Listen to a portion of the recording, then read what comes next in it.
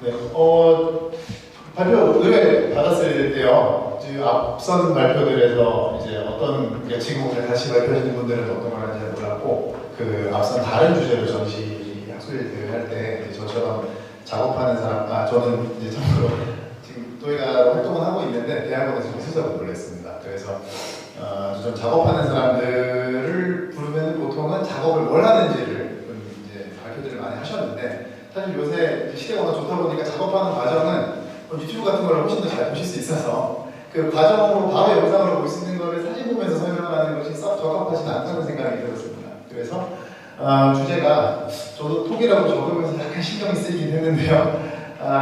독일을 주제로 하기 때문에 이 독일을 통틀어서 설명할 수 있는 기법으로 꺼먹이 기법이라는 설정을 하고, 이 기법에 대해서 이제 시대에 따라서 쭉 어떻게 변해왔는지를 좀 빨리 보여드리려고 합니다. 자, 용어를 꺼먹이 번전하고 들으면 아실 것 같은데 생소하신 분들도 계실 겁니다. 이것이 분야마다 좀 용어가 다른데요. 이제 여기서 꺼먹이라고 하는 거는 밑에 적어놓은 대로 이제 번조가 소성이랑 같은 말이거든요. 도자기에 불을 떼다가 마지막에 아궁이랑 불뚝을 막으면 불완전히 생기는 연기가 이 표면에 침투되면서 까맣게 되는 효과를 이제 우리말로 꺼먹이라고 하는데, 연구 분야에 따라서 칠판이라고 하기도 하고요, 풍년이라고 하기도 하고, 앞서서 김경 선생님께서는 중간에 이 과정을 이제 연을 먹인다라고 표현해 주셨고 실제로 흔하게 쓰이는 말입니다. 이런 식으로 다양한 용어들이 있었는데 학계에서 통일되지는 않는 실정인데요. 그 미술 쪽에서의 이제 도예계에서는 한 90년대쯤에 이거 꺼먹이라는 말로 통일을 하자. 이왕이면 순우리말을 쓰는 게 좋겠다라고 해서 어느 정도 통일되는 상황입니다. 그리고 저도 사실은 앞서 김용희 선생님께서 기조 발표를 하셨을 때 그 내용을 이제 다른 책이나 등등을 통해서 충분히 알고 있어서 저도 사실은 독일을 써야 되나 고민을 했다가, 제가 지금 이 포인트가 뭐 토기가 옳으냐 독일가 옳으냐를 논하는 것은 아니기 때문에 기존의 삼국시 통일신라 시대까지 남북국 시대까지 흔하게 쓰이는 토기라는 표현을 그대로 사용하고, 이제 어느 정도 미술사학 쪽에서는 고려시대 이후는 독일로 통용되고 있기 때문에 그대로 사용을 하면서, 근대기에 들어와서는 이제 시유독이, 그러니까 아까 말씀하신 대로 시유를 해서 부은 독이 외에 무시유독이인데 꺼먹이를 입힌 이 저온의 어떤 그릇을 아주 협소한 의미로 질그릇이라고 부르기도 합니다.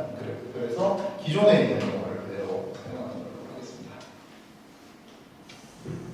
자, 먼저 꺼먹이 번조의 원리부터 말씀을 드리겠습니다. 이제 아마 전공을 하신 분들은 잘 아실 수도 있고 아닐 수도 있는데요.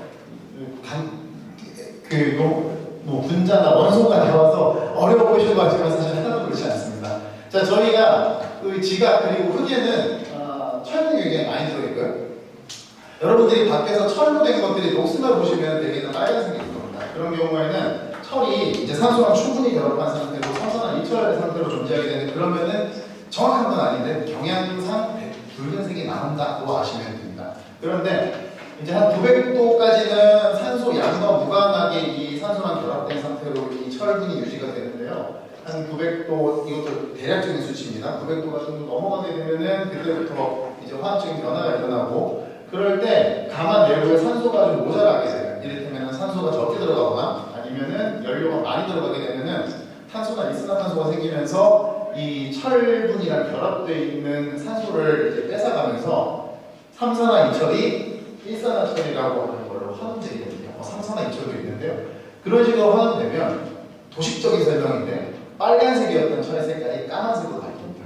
그래서 도식적으로 충분히 산소를 공급하면서 부은 것들은 철분 농도에 따라 다르지만 대략 주황색, 빨간색, 갈색 등이 나오고, 그렇지 않은 것들은 뭐 회색이라든가 좀 철분이 많은 경우는 검은색이 나온다 정도로 이해하시면 되고, 이런 원리는 백자를 볼 때나 청자를 볼 때도 적용이 됩니다. 그래서 제가 슬라이드에서 이런 준비를 못했는데 가끔 박물관에 가시면 청자라고 적혀있는데 그런 것들을 보실 수가 있을 겁니다. 그런 것들이 이제 가마를 부어가며 굽는 과정에서 충분히 이제 환원 건조가 되지 않아서 산화돼서 나오는 색깔인 걸로 이해하시면 되고요. 그런데 꺼먹이는 사실 산화냐 환원이냐는 관련은 없습니다. 그러나 대부분은 이 환원된 상태로 부어지는 것들이 꺼먹이의 기본적인 배경이고요. 꺼먹이 건조는 이제 이 마지막에 다 굽고 나서 가마를 건조가 완전히 도자기를 다 붓고 이제 온도를 식히는 과정에서 완전히 가마를 밀폐시키면은 이제 앞서 말씀드렸던 대로 불안전 연소되면서 연기가 많이 나거든요. 그게 이제 이 유연을 잘못 적었는데 태도 표면으로 침투하는 것입니다. 그렇게 해서 까만색이 나오게 되는 거죠. 침탄이라고 제가 이제 본문에 그 논고에다가 자세하게 적어놨는데 이 아무 때나 가마를 막는다고 되는 게 아니어서요. 아까 말씀드렸던 환원이라는 거는 가끔 이제 도식적인 표기로 가마를 밀폐시키면 환원이 된다고 나와 있지만 가마를 밀폐시키면 산소가 차단되기 때문에 도자기를 부을 수가 없습니다. 그래서 환원에 가마를 밀폐시킨다는 의미는 완전히 틀어막는다는 의미가 아니고 연료를 조금 많이 넣거나 아니면은 산소가 너무 많이 들어가지 않게 적절히 통제를 해서 가마 내부에 산소 농도를 떨어뜨린다는 식으로 좀 이해를 해주시면 좋고요. 그래서 그런 식으로 상하든 환원이든 한 1200도 내지는 1000도일 수도 있고 1100도일 수도 있습니다. 목표로 하는 온도까지 다 도달해서 구운 뒤에 식히는 과정에서 이때는 정말로 가마를 놨습니다. 산소가 들어가지 않게. 그러면 한 1000도에서 800도 정도의 식는 구간에 이 아까 말씀드린 반응이 일어나게 됩니다. 탄소가 안으로 집어들어가고 이 표면으로 침투하게 되고요. 조금 1000도가 되기 전에 가마를 막아도 까맣게 만들 수는 있는데 이제 저는 경험상으로 알고 있고 앞서 이 연구하신 어떤 그 연구들을 봐도 1100도 이상에서 이렇게 꺼먹이를 시도를 하면은 얇은 피막 같은 게 생기거나 하면서 좀 이렇게 금속성 느낌도 나고요. 우리가 박물관이나 이런 데서 흔히 볼 수 있는 이렇게 부드럽고 온화한 색깔의 까만색이 아닌 보기 좋지 않은 색깔이 나는 경우도 있고 이제 연기가 잘 침투하지 않는 경우도 있어서 대략적으로 1000도에서 800도 구간에 지금 이 꺼먹이 작업을 하는 작가들은 이제 옹기 장인들도 마찬가지로 활용을 하고 있고 실제로 현대의 까만색 벽돌이나 기와를 만드는 산업 현장에서도 이 온도대는 충분히 지키고 있습니다. 그리고 또 한 가지는 이렇게 해서 탄소를 침투시켜서 꺼먹이를 하는 끝이 아니고 그 상태에서 산소가 들어가지 않도록 쭉 유지시키는 것도 굉장히 중요합니다. 왜냐하면 이것도 도식적인 온도지만은 한 500도 내외까지는 계속 이 탄소가 탈 수 있는 산소랑 만나면 바로 연소돼서 없어져 버리는 온도이기 때문에 500도 이하까지는 충분히 이 탄소가 가득한 상태를 유지를 시켜줘야 그 까만색으로 입힌 막이 타서 없어지지 않습니다. 그래서 이런 식으로 온도대에 따라서 여러 가지 과정들을 거치면서 이 과정은 이루어지는 걸로 설명할 수 있겠습니다.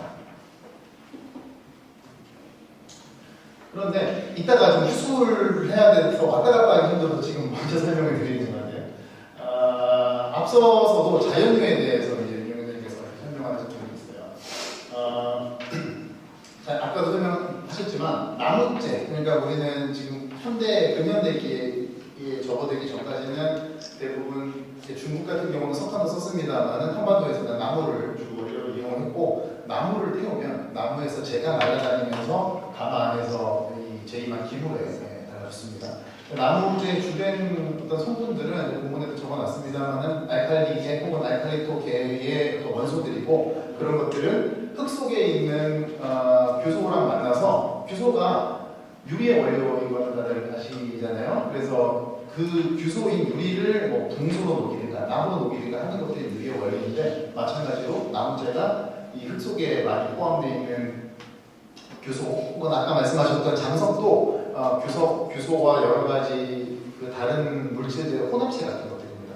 그래서 이거를 녹이게 되면 이게 일종의 유약처럼 유리질을 형성하게 되고 이런 것들이 계속 재가 쌓이면은 두터워지면서 이렇게 흐르는 경우도 있고 이렇게 되면서 자연기 현상이 발생하는 것입니다.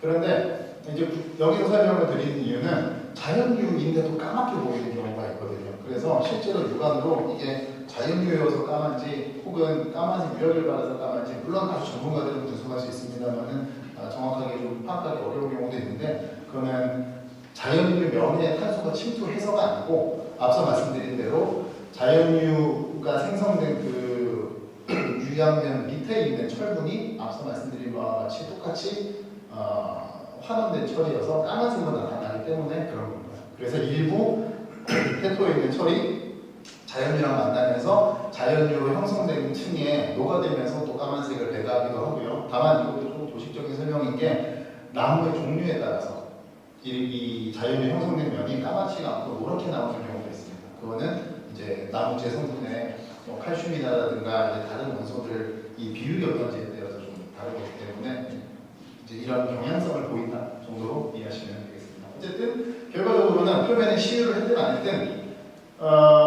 특수하게 색깔이 있는 묘를 바르지 않는 이상 그냥 꺼목이 건조를 하면은 까맣게 나오는다로 이제 이해하시면 되겠습니다. 자, 그래서 이제는 지금까지는 앞서 이제 설명한 선생님들은 특정한 시기를 굉장히 깊게 자세하게 보셨다면은 저는 선사시대부터 현대까지 크게 보고 빨리빨리 넘어가겠습니다. 자, 처음에 이 꺼먹이 기법이 처음부터 했던 건 아니었고요. 아마도 가지무늬 토기처럼 원시적인 가마가 없는 노천 건조 형태의 특정 부분이 이렇게 탄화되게끔 뭐 기존 이 실험 고각에서는 아마도 흙등을 붙여서 그것이 더 이제 산화되지 않게 막아서 저런 효과를 냈을 거라고 연구들이 되어 있는데 아마도 그렇게 해서 국부적으로 탄화시키는 기법이 시도가 됐을 것입니다. 다만 이 시기에는 이제 원시적인 가마 같은 것들이 없었기 때문에 전면적인 탄화는 그 꺼먹이 기법이 도입되기 어렵다고 볼 수 있겠고 그래서 앞서 김현수님 발표하신 내용에도 들어있었던 이 검은 가토이 같은 경우는 이제 기물 전체에다가 균일하게 탄화층이 형성이 되어 있습니다. 이것은 앞서 설명하신 대로 저도 이제 준비하면서 좀 더 요 근래 자료들을 봤고 이거를 보게 된 것이 예전 연구 자료들에 보면은 앞서 김준영 선생님 설명하신 대로 이 탄소를 이렇게 흑연 같은 것들을 발라서 광택을 냈다라고 했는데 도저히 이제 상식에는 조금 말이 안 되는 얘기를 찾아봤더니 요즘 최근에는 이제 고고학적 연구가 많이 발달해서 이것도 마찬가지로 이 검은 건조기법을 도입해서 이 기물 전체에다가 이제 탄화층을 형성시켜서 까맣게 만들었다는 것들이 좀 밝혀지고 있는 실정입니다. 그래서 지금 요 오른쪽에 보이시는 가마에서 검은 가토기에 구워졌는지는 사실 밝혀진 바는 없습니다. 다만 이런 걸 만들려면은 이런 가마에서 구워지지 않았을까라고 추론하는 것이고 나중에 이런 그 검은 가토기에 구워진 가마가 발견되는 게 있지만 제가 찾아본 바로는 확률이 그렇게 높을 것 같지 않더라고요. 그래서 2단계까지는 본격적인 가마를 확인하기 어려우나 전면적인 이 꺼먹이 기법이 도입된 사례로 볼 수 있을 것 같습니다. 삼국시대가 되면 그 경사면에 불을 탄 이제 등용호라고 하고 지하식 여러 가지 이제 가마라고 부르는데요. 이런 식으로 구조적으로 발전을 하게 되고 이제 이런 경우에는 아궁이하고 원조실이라고 해서 저 안쪽에 이쪽에다 이제 제익을 하겠죠. 그리고 불뚝이 구분된 밀폐형 구조가 도입되게 됩니다. 그래서 이런 경우에는 열을 좀 더 차단할 수 있기 때문에 훨씬 고온으로 올릴 수 있고 그것은 밀폐되어 있기 때문에 단열 효과를 확보할 수 있기 때문이긴 합니다. 이제 고구려 백제시대 삼국시대 어디를 안 가리고 토기를 보면 다 까만색이잖아요. 그래서 이것이 의도적으로 까만색을 했다고 볼 수도 있지만 사실 가마 구조를 보면 까만색이 나오지 않게 굽는 것이 사실 더 어려운 환경입니다. 이제 보시면은 아까 앞선 이런 노천료 같은 경우는 여기저기 산소가 들어가서 구멍이 많은데 비해서 이런 구조는 딱 여기하고 여기밖에 산소가 들어갈 수 없기 때문에 조금만 나무를 많이 넣어도 금방 이렇게 연기가 나면서 환원 상태가 되거나 하는 상황이 있고 그래서 이제 마지막에 밀폐를 하지 않았다면은 까만색이 되지 않고 회색이 되거나 그랬을 가능성이 높은데 물론 회색으로 나오는 회색이나 백색이 가까운 토기들도 출토가 되긴 합니다만은 까만색이 됐던 것은 이제 뭔가 이유로 인해서 식을 때까지 가마를 이제 막으려는 그런 시도를 했기 때문에 이렇게 까만색 토기들이 나오지 않았나라고 생각이 듭니다. 그리고 일부 이제 제가 예전에 공부했던 것을 다시 좀 찾아보면서 이제 가마 구조 배경에 대한 자료들을 찾아보니까 조금 이제 수정할 것들이 있어서 제가 본문에는 간략하게 적어놨는데요. 이를테면은 지금 보이는 이런 것들은 경사면을 파고 들어가서 만든 가마입니다. 그런데 이제 가마의 종류를 제가 그거에 대해서 이렇게 자세하게 설명을 드리진 않겠습니다만은 어느 정도 판 다음에 윗부분을 따로 만드는 것을 우리가 반지하식이라고 부르기도 하고요. 아니면 지상면에다가 가마를 아예 짓는 것을 지상식 가마라고 분류를 하기도 하고 일부 예전 연구에서는 이 삼국시대에 반지하식 혹은 지상식 가마가 있었다고 기술되기도 하는데 이제 나온 기물들의 형태나 정도의 그런 결과 조사 보고서들을 봤을 때 이 시기에 반지하식이나 지상식 가마가 나오는 것은 좀 어렵지 않나라는 생각이 듭니다. 네.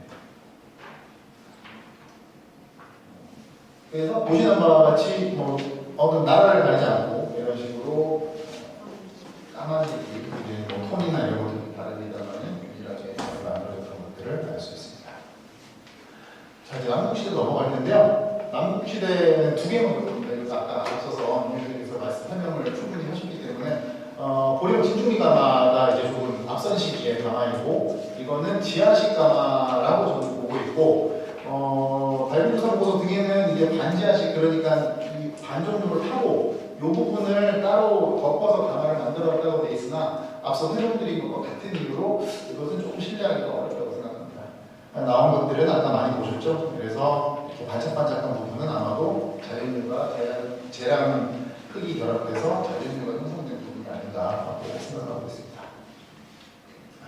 이제 대표적인 가마가 구림리 가마입니다. 이것도 아까 임영희 선생님 발표에서 많이 보셨을 텐데요. 여기 보시면은 이런 게 다 이제 자연류가 형성된 결과물들입니다. 여기는 되게 많이 있는데 이것은 향후 좀 연구가 진행돼야 될 부분이 예를 들면은 구림리 도기에 대해서 아까도 설명하신 바와 같이 시유를 했다, 시유를 하지 않았다는 이제 의견들이 분분한데 저도 윤정희들과 같은 의견인 것이 이 시유했다고 주장되는 이 기물의 바람면을 봤을 때 바람면에는 시유가 되지 않은 것들을 좀 볼 수 있었기 때문에 이 시기에 시유는 좀 이 기술의 성공 관계상 좀 납득하기 어려운 부분이 있다는 생각이 들고 다만 이렇게 재가 많이 안 된 것이 가마를 오래오래 떼서 재가 이렇게 많이 안 됐을 수도 있고 혹은 인위적으로 재를 부리거나 할 수도 있지 않을까 하는 생각이 드는데 거기에 대해서 좀 증명하기는 어려운 실정입니다. 그리고 구림리 가마 같은 경우는 이 최초의 이제 가마 발굴 보고서에서 창풀구멍이라고 해서 요 근래에 쓰는 장작 가마들은 다 창풀구멍이라고 해서 가마 옆에서 나무를 넣는 그런 구멍들을 만들어 놓습니다. 이유는 이제 앞서서 설명을 잠깐 깜빡했는데요.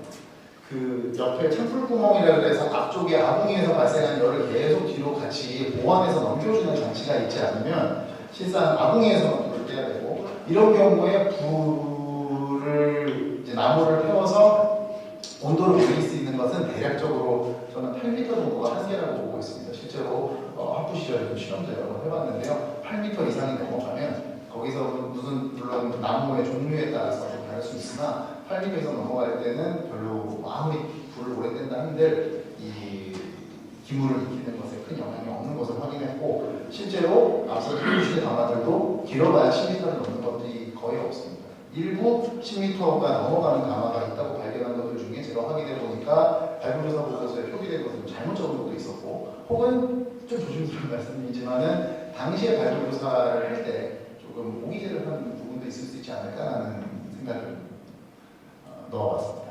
그래서 구림리 가마는 이제 발굴조사 보고서에서는 창풀 구멍이 있다고 적혀 있는데 그 길이가 그렇게 길지 않고요. 그리고 창풀 구멍이라고 하는 기술 자체는 중국에서 첨단 기술이 넘어올 때 한반도에 같이 도입되는 것이기 때문에 앞뒤 관계없이 갑자기 이게 생기는 것은 어려운 부분이라고 생각해서 그것은 좀 시정돼야 될 것 같다고 생각을 하고 있습니다.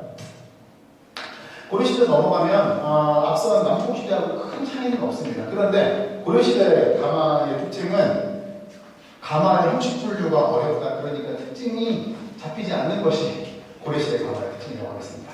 보시면 여기는 김천 대동리 가마인데요. 같은 시기에 운영됐던 가마인데 여기는 바닥을 계단식으로 이렇게 만들어서 조성해놨고 바로 옆에 동식이 운영했던 가마인데도 여기는 계단이 없고 이런 식으로 여러 가지 시도가 이루어진 것들을 알 수 있고요. 여기에 대해서 좀 선행 연구가 충분히 되지 않은 것 같아서 저는 말씀드리기가 어려운 실정입니다만은 아마도 이 시기에 청자 기술이 도입되면 들어오면서 청자 가마 기술이 들어오면서 그 영향을 받아서 이런저런 시도를 한 결과물이 아닐까 하고 좀 조심스럽게 추측을 해보았습니다.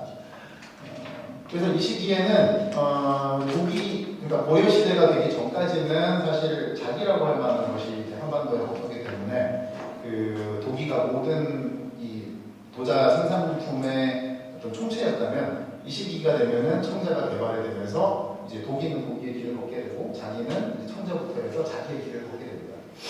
그러면서 청자는 들어올 때부터 굉장히 체계적인 생산 시스템을 갖춘 상태로 들어왔기 때문에 좀 대규모의, 상대적인 대규모의, 그리고 비용도 그거를 갑바를 사용한다든가 아니면은 이제 재임할 때 요도구라고 하거든요. 재임할 때 바닥에서 두지 않게 해주는 것들, 요도구를 별도 요도구를 사용한다든가 하면서 좀 비용이 많이 들어가는 방식의 생산 체계를 유지했다면 이제 고려시대 도기가마는 그렇지는 않습니다. 그래서 여기 보시면은 상리에서 발견된 이제 도기가마인데 그냥 재임할 때 바닥에 특별히 놓는 요도구도 없고 그냥 대충이라고 표현하면 그런데 그냥 이렇게 바닥에 이래저래 틈을 공간을 만들어서 놓는 수준의 재임을 해서 놓게 됐습니다. 아까 한번 보셨을 거예요. 저기 마루 사무실성 고려 도기인데 보시다시피 이제 시유도구도 있고 시유하지 않은 도구도 있습니다. 그런데 이제 제가 이번에 이거 조사를 하면서 좀 재밌는 걸 발견했어요.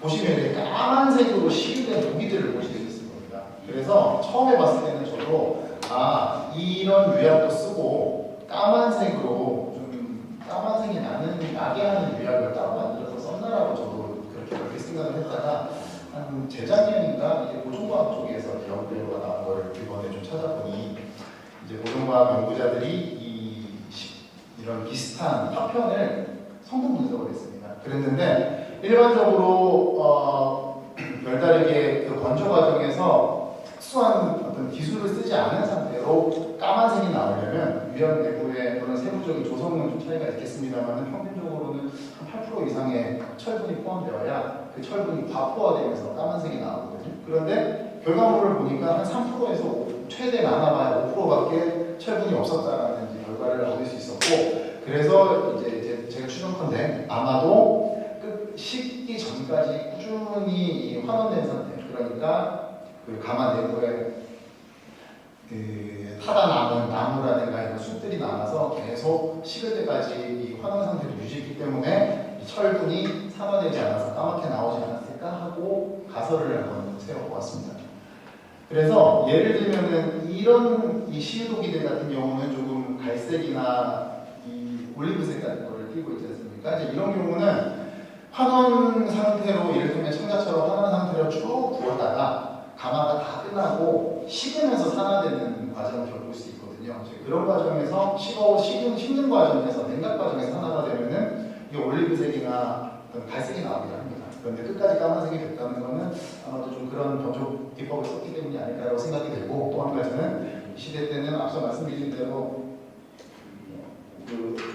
이런저런 이제 기물들을 한꺼번에 규칙성 없이 뗀 재임에서 구분 경우들이 많았기 때문에 기준분류도 크게 되지 않은 것 같더라고요. 앞서 연구 결과들을 보니까. 그랬을 때 시유도기랑 무시유도기를 동반 같이 부었을 수도 있겠다는 생각을 했습니다. 이제 왜냐하면 지금 현대 이제 도자기 장작가마를 쓰는 작가들도 가마 내부 온도가 똑같지 않고 편차가 있기 때문에 온도가 높은 자리가 있고 온도가 낮은 자리가 있습니다. 그래서 온도가 높은 자리에 상대적으로 이제 유약을 잘 구워야 되는 것도 그렇고, 좀 온도가 낮은 자리에는 시유를 하지 않더라도 그 결과물을 이제 구워진 정도에 따라서 맞춰 쓰면 되기 때문에 그렇게 해서 구웠을 가능성이 있지 않을까 하는 생각이 들고, 다른 한편으로 이 미술사 쪽에서는 청자랑 이 시유도기, 흑유도기를 같이 구웠느냐 마느냐도 좀 학자마다 의견이 분분한 상태인데, 그건 뭐 핵심 주제가 아니니까 넘어가도록 하겠습니다. 자, 그래서 앞선 시대, 고려 시대의 도기는 조선 시대도 연결이 되고요. 이 부분은 사실 이제 제가 해야 되는 분량을 앞에서 인용해서 다 하셨기 때문에 넘어가도록 하겠습니다. 자, 그래서 조선 시대까지 이 꺼먹기라고 하는 이제 탄소를 발생시켜서 과잉 발생시켜서 기물에다 침수시키는 기법이 쭉 유지된 것을 보실 수 있을 겁니다. 그러면은 이것이 그 이후 일제강점기를 지나서 현대 어떻게 변화되어 왔는지를 좀 살펴보겠습니다. 자, 근대기에 사실 한국만 해당되는 건 아닙니다. 우선 한국 얘기를 먼저 우리나라 상황을 말씀드리면, 일제강점기가 되기 전부터 이미 이제 한국에서 자기 어떤 산업적인 의미의 자기 생산은 굉장히 몰락의 기회를 겪고 있었고요. 그 이유는 이제 일본에서 일본은 메이지 유신 거치면서 여러 가지 산업화 시도를 많이 했고, 구체적으로는 일본 내부에서도 여러 경쟁이 있었는데, 일본 내부 경쟁에 약간 밀린 지금 나가사키 사마현 쪽에 있는 그 히든작이라고 하는 것들이 탈로를 찾기 위해서 조선으로 계속 두드리게 되고요. 그런 것들이 받아들여지게 됩니다. 이제 그 당시에는 한 19세기 중반 말만 해도 이제 암암리에 혹은 왕실에서도 대놓고 중국이나 일본적인 선호하는 것들이 충분히 여러 가지 연구로 밝혀진 바가 있고, 일본은 산업적인 어떤 그 고도화를 조선보다 좀 빨리 이룩한 상태였기 때문에 조선 사람들도 사실은 이 일제강점기 이전부터, 그러니까 일제에서 강제로 이 조선의 도자기를 못 쓰게 해서가 아니라 자발적으로 일본 도자기를 샀기 때문에 조선의 자체적인 그런 자기 산업이 좀 몰락하게 되었습니다. 그런데 그에 반해서 독일 같은 경우는 이제 사실은 워낙 부피도 크고 무겁다 보니까 수출입에 용이하지 않은 부분도 있고, 이제 상대적으로 자기에 비해서는 일상생활용이나 저당용기로 쓰였기 때문에 이 상대적인 산업적인 가치가 높지 않았다고 할 수 있을 것 같아요. 그래서 역사적으로 독일 기술은 온전히 일제강점기까지 내내 잘 보존된 측면이 있다고 판단을 했습니다. 그래서 독일은 그대로 유지가 되는데 일제강점기가 되면 이렇게 그 일상 기물들을 다 외삭이라고 하는 것들이 다 맡아서 생산을 하게 되고요. 또 어떤 경우에는 일본에서는 이국적인 그 외국의 식민지의 어떤 관광기념품 같은 것들이 필요했습니다. 조선 놀러 갔다 와서 기념품을 사가야 되니까. 그런 차원에서 이 청자 제형품들을 만들게 됩니다. 아시겠지만 청자는 고려시대가 지나고 조선시대 초기까지 일부 만들어지다가 완전히 군청사기 백자로 대체되고 나서는 만들어지지 않습니다.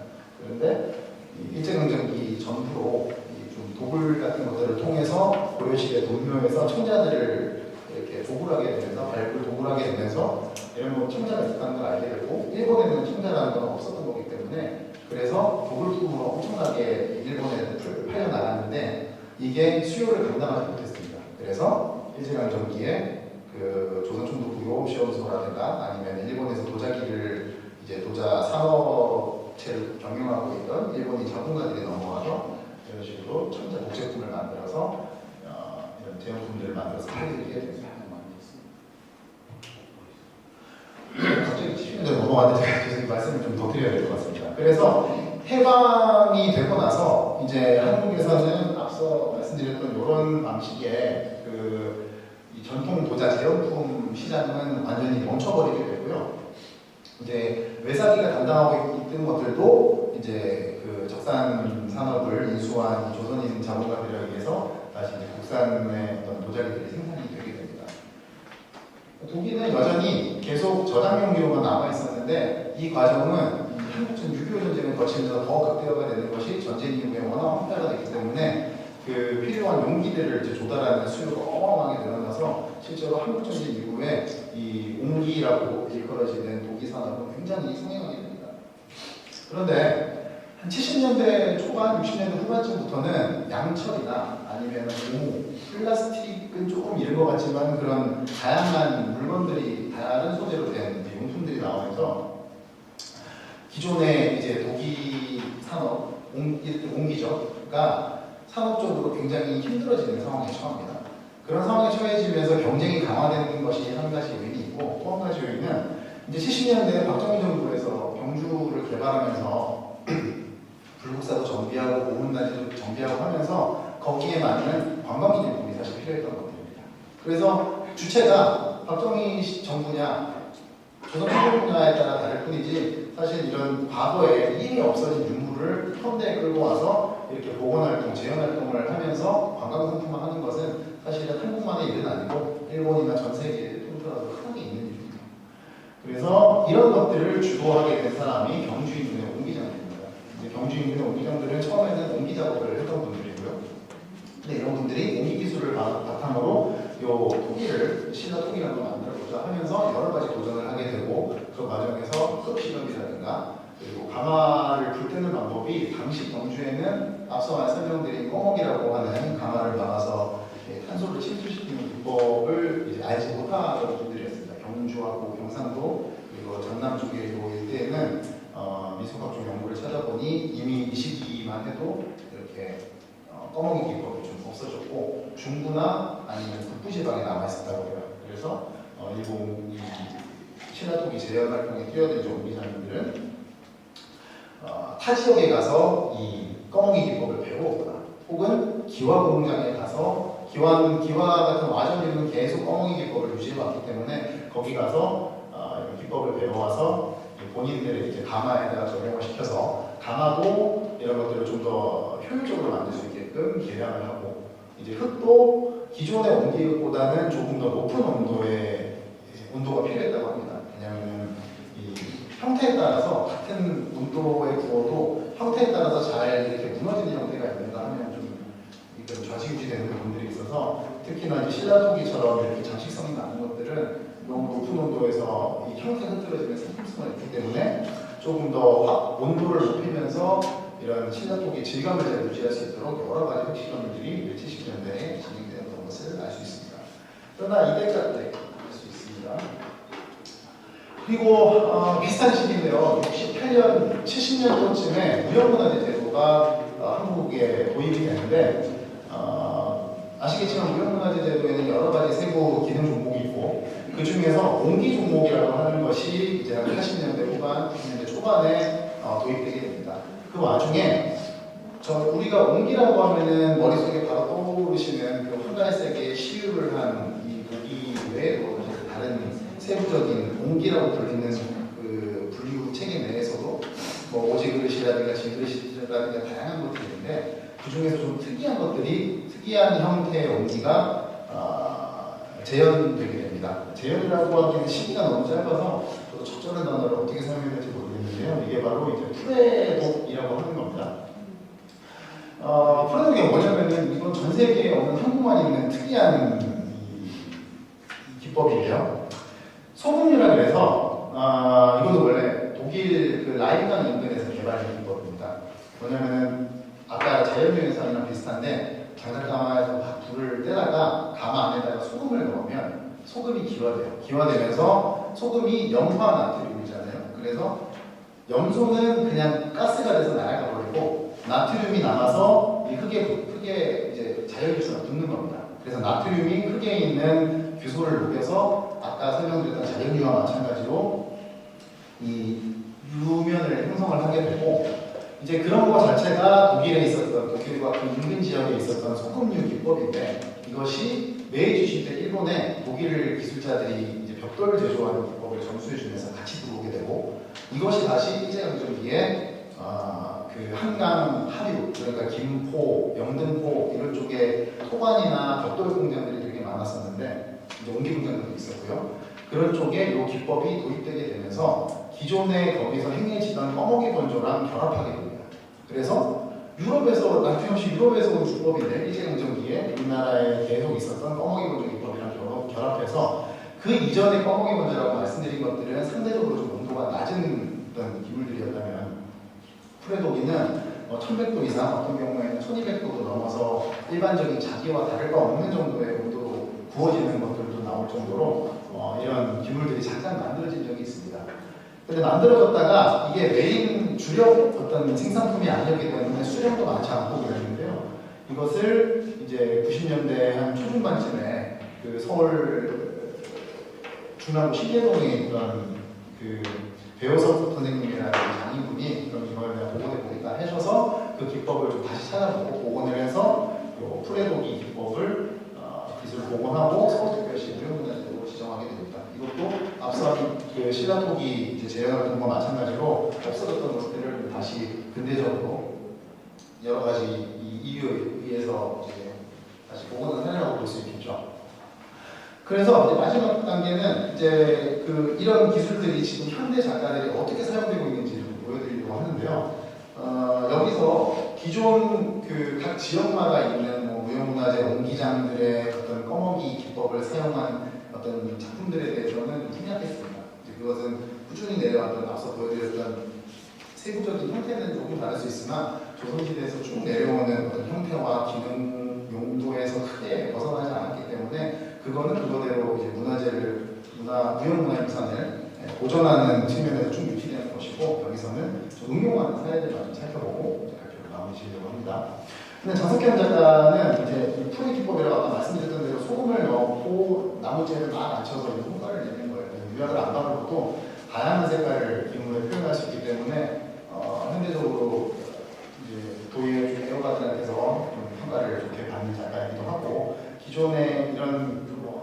일반 구 형태의 작업이 아니라 이렇게 각진 형태에다가 이제 윗부분은 이 형태 기존의 뚜껑 같은 걸 결합해서 굉장히 활발한 활동을 보였던 작가입니다.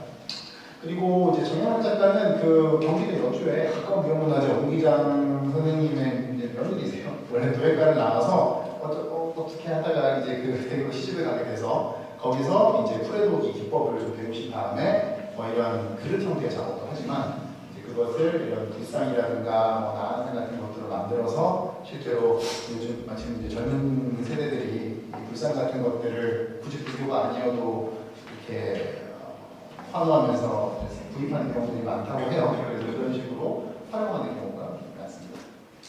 이제 접니다. 저가 말고 다른 작가들을 좀 더 찾아보려고 그랬는데 실제로 이 꺼먹이 기법이라는 것이 장작가만을 사용하지 않고 했을 때는 사실 밋밋하기 때문에 아무 효과가 없고 장작가만을 사용해야 이런 식으로 뭔가 그라데이션도 나오고 해서 이런 효과가 있기 때문에 장작가만을 사용해야 된다는 좀 코드들이 있습니다.